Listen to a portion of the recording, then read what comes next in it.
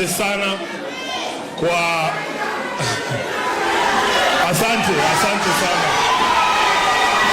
Asante sana.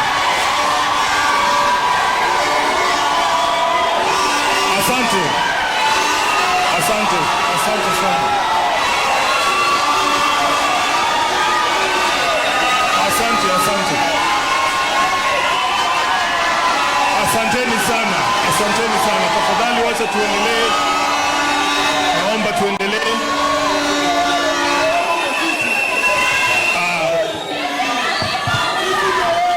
Kwa waumini wote wa kanisa hili la PAG hapa Kivumbini Nakuru, wakiongozwa na bishop wetu Sikukuu na overseer na wengine wote wale officials ambao wako katika kanisa hili, na wasalimu kwa jina la Yesu. Hamjambo? Hamjambo tena? Bwana asifiwe. Munaniona vizuri? Munaniona vizuri? Uko juu munaniona vizuri? Mimi ndio Sifuna. Kwa maombi yenu na kwa mapenzi ya Mwenyezi Mungu, nasimama Nakuru leo tarehe 19 mwezi wa 4 mwaka 2026 nikiwa bado katibu mkuu wa chama cha ODM, seneta wa Nairobi, Mwananchi Kiranza wa walio wachache kwenye bunge la Senate. Vile ndugu yangu baba wamewaambia, wanatuchorea, wanatupangia, wanatukujia, lakini Mungu ni nani? Mungu ni nani? Basi, na nyinyi hapa ambao mmefika, nyinyi ni kina nani? Ati nyinyi ni kina nani? Asanteni sana. Bishop, nataka nikushukuru kwa mahubiri ambayo umetupatia hapa leo, na umetupea changamoto sana. Mimi najua kwamba hawa wanalinda mwananchi, sio baadhi ya wale ambao wana-attack kanisa. Hautasikia neno baya kutoka kwa kinywa chetu kuelekezea kanisa la Mwenyezi Mungu. Jambo ambalo linatuvunja moyo zaidi ni kwamba wale ambao walisimama kwa mgongo ya kanisa wakaingia katika uongozi Kenya hii ndio wanaongoza kutupa tear gas ndani ya makanisa, ndio wanaongoza kuharibia kanisa jina.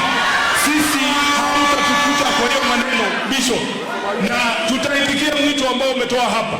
Sisi sio matajiri, lakini tunajua pia maandiko inakuambia ya kwamba sio kila pesa, sio kila mkono inahitajika kujenga madhabahu ya Mwenyezi Mungu. Bishop, sisi wanalinda mwananchi tumeweka kitu kidogo hapa kwa sababu ya msingi wa kanisa lenu. Msikubali pesa chafu. Hii yetu ni kidogo lakini ni safi.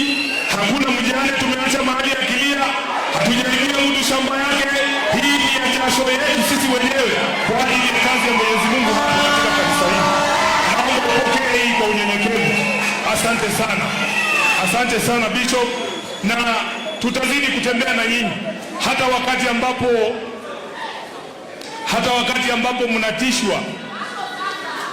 mnatishwa eti msifungue milango ya kanisa kwa ajili ya viongozi wengine kwa sababu ya siasa zetu za kitofauti na zao.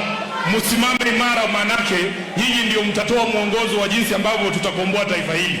Wengi wanauliza hao wanalinda mwananchi tunafanya nini Nakuru, na nataka niwaambie tunafanya nini Nakuru. Tumekuja kuleta ujumbe kwamba Kenya hii inaweza kuongozwa tofauti na vile ambavyo mambo iko. Hapa Nakuru sisi tunasema Wakenya wanataka kutawaliwa kwa njia za haki ikilinganishwa na misingi za kidemokrasia na ile maadili ambayo iko ndani ya katiba yetu. Unajua kuna kijana hapa Nakuru aliuawa na jamaa wa KWS anaitwa Brian Odhiambo. Huyo Brian hata Kasongo akijenga hii barabara ikuwe ya gorofa, Brian hawaitumia hiyo barabara kweli? Brian taona hiyo barabara? Tunataka tuheshimiwe kwanza, kwa sababu maadili ya kwanza kwenye katiba yetu ni kuheshimu haki za kibinadamu. Hauwezi kututawala na bado unatuua bwana, haiwezekani. Haiwezekani. Ukiuliza wazazi wa Brian, waulize sahi wanataka hii barabara ya Rironi mpaka Mau Summit iishe ama Brian rudi hai, wanachagua gani? Wanachagua Brian barabara. So hauwezi kutuambia mambo ya barabara na saa ile unatuua.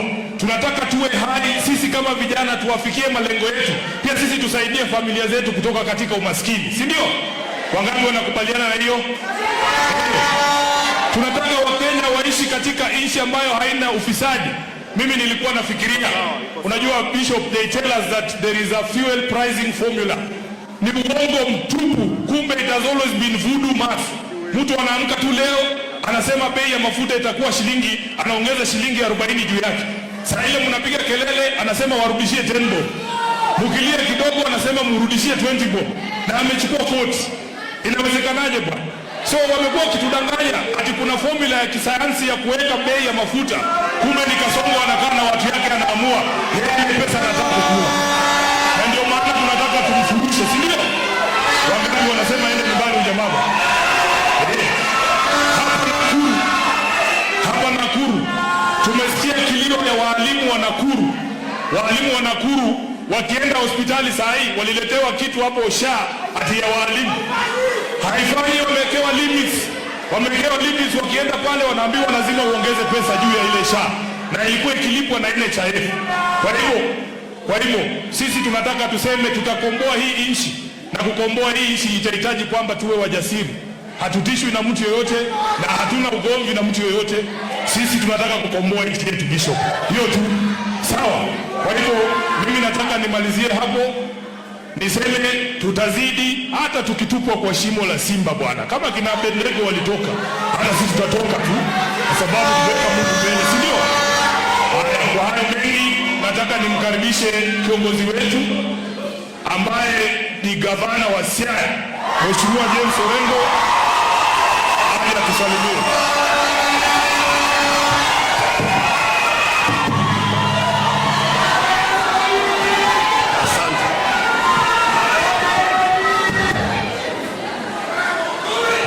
Nikisema linda mwananchi, sema linda Kenya.